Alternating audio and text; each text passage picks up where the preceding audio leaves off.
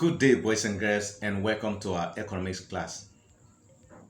Today, we're going to look at money and banking. We shall discuss specifically on how the introduction of money has helped to solve the problem of barter system. Can you remember some of the problems we discussed that were associated with the barter system of trade? Think about it. Let's look at double coincidence of wants. The introduction of money has helped to solve the difficulty of double coincidence of want that was created by trade by barter. One of the major functions of money is used as a medium of exchange for goods and services. This was one of the problems that was associated with the trade by barter system. Meaning, for exchange to take place at that time, you need to look for someone who has what you want and also want what you have and ready for exchange at that particular time. That was a major problem. But now with the introduction of money, we no longer need to look for somebody who has what we want. We can only use our money to buy goods and services. That is why people wake up in the morning and just go in the market and buy the things they want. Very easy and come back home. Another problem that was associated with the barter system was time and energy wasting. So for somebody who has a bag of rice that needed a gallon of oil, we go into the market going place to place looking for somebody who has a gallon of oil at the same time want a bag of rice. That takes a lot of time. For one exchange to take place, people spend hours, days, or even weeks before exchange can take place. That was time consuming and of course energy wasting. But nowadays, with the introduction of money, people no longer waste energy and time as they used to spend during the time of barter system. We're not saying because money has come, people no longer spend time looking for things they want. No, but it's not to be compared to what used to happen during the time of barter system.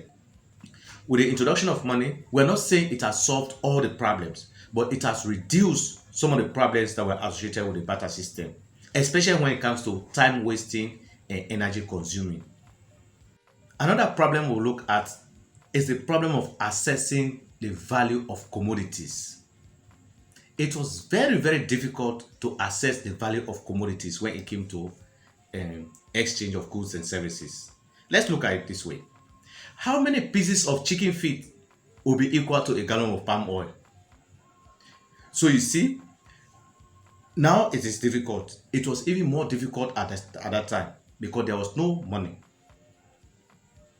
But now with the introduction of money which is now used as a measure of value, we can now value every commodity. For instance, we will know that a bag of rice is $15 US. If somebody comes and say a bag of rice is $20 US, they say no, that's not the price, because we all know now, we know the value of things through the use of money, because money is used as a measure of value. There was nothing like that during the time of barter system, so it was difficult. So the next problem we'll look at, nowadays people say, oh, shopping is my hobby. I'm taking shopping, I like shopping, because we are now using money, which makes things very easy. But during the time of barter system, if you remember the ordeals or the bad experiences, the difficulties people went through just to exchange one commodity, you will not say you want to be, you will take shopping as exchange as your hobby, because it wasted a lot of time and also wasted a lot of energy. So with the introduction of money, it has made shopping or exchange to be very, very much interesting. Exchange of goods and services was not interesting. It was very uninteresting to exchange goods and services. You want to go into the market, you call your friend, hey, Elopo, where are you? I'm going to the market, please come go with me. Elopo comes willingly and happily to join you, go for shopping, because it's pleasant, it is interesting now. Especially with the development of modern marketing system, we have shopping centers, supermarkets, hypermarkets, self-service stores where people just go and serve themselves. The barter system of trade discourages large purchase. Buying a variety of things was discouraging. Just let's take a look at this. A family preparing dry rice in the morning.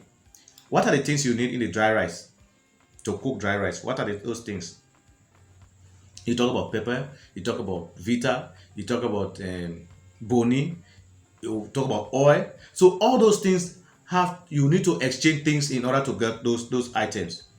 So just to exchange one thing will take hours, let alone you need to look for 5 items before you prepare your dry rice. So it was difficult. But now with the introduction of money, somebody goes into the shopping center or into the market and buy cartons, bags, truckload of goods at the same time. People now even buy things online. You don't have to go to the market. You sit down in your house and press button and things come. They do delivery. You buy online things. It was never possible during the time of barter system. Now, today, people will buy things and pay later.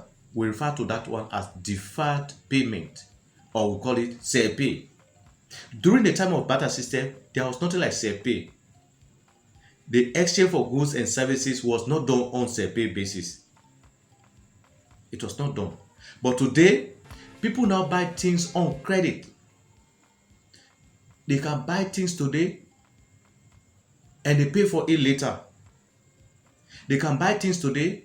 In fact, there's what we call now installment payment or hire purchase, meaning you buy things, you pay by installment. You can buy things for within a period of 6 months.